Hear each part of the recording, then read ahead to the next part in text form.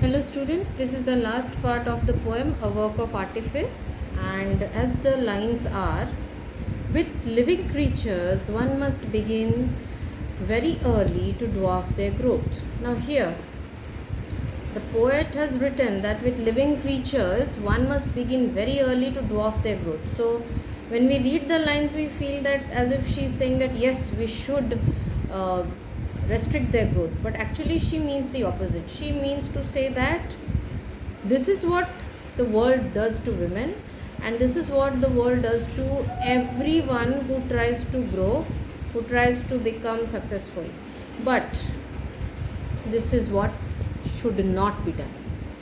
Nobody has the right to restrict the growth of another living thing. Then she goes on to say that how are the growth of women restricted? Their feet are bound, the crippled brain, the hair in curlers, the hands you love to touch. So she is saying that these are the methods in which the growth of women is restricted. How? By binding the feet. Now binding the feet has two meanings. First thing is that they are given boundaries, they are kept within boundaries. Binding the feet means restricting their movement, or giving a boundary that the women have to live within. Also, binding the feet refers to an old Chinese tradition when women were not allowed to wear shoes of large size because it was feared that their feet would grow longer with age. And in those days, the Chinese believed that the smaller the size of the women's feet, the more beautiful it looked.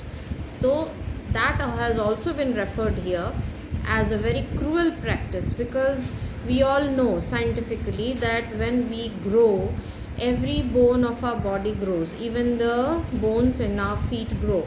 And if we deliberately or knowingly restrict the growth of our feet by wearing a smaller size of footwear, then it cripples or it disfigures the bones. Sometimes cracks also appear, and it makes that person unable to walk properly.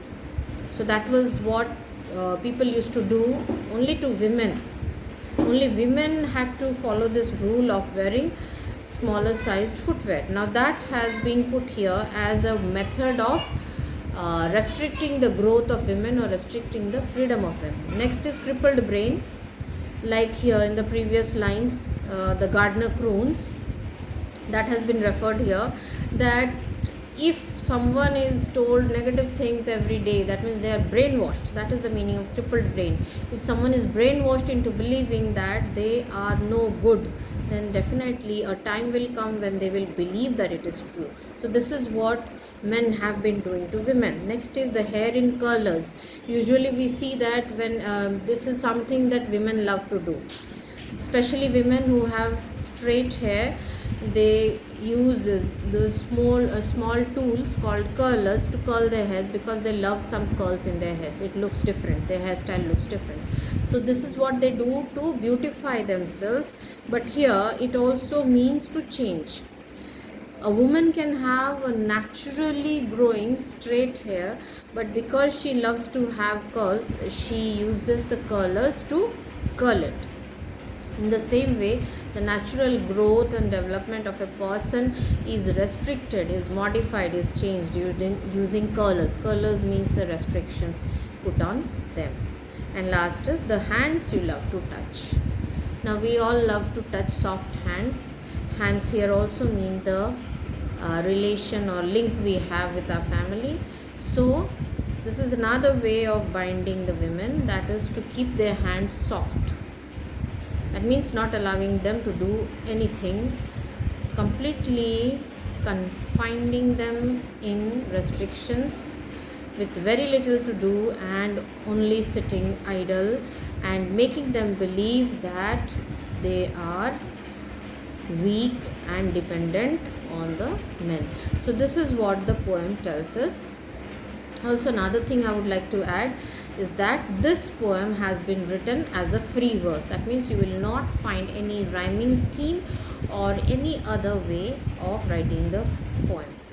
So this is the poem, a work of Artifice. I hope these videos will be helpful for you whenever you need.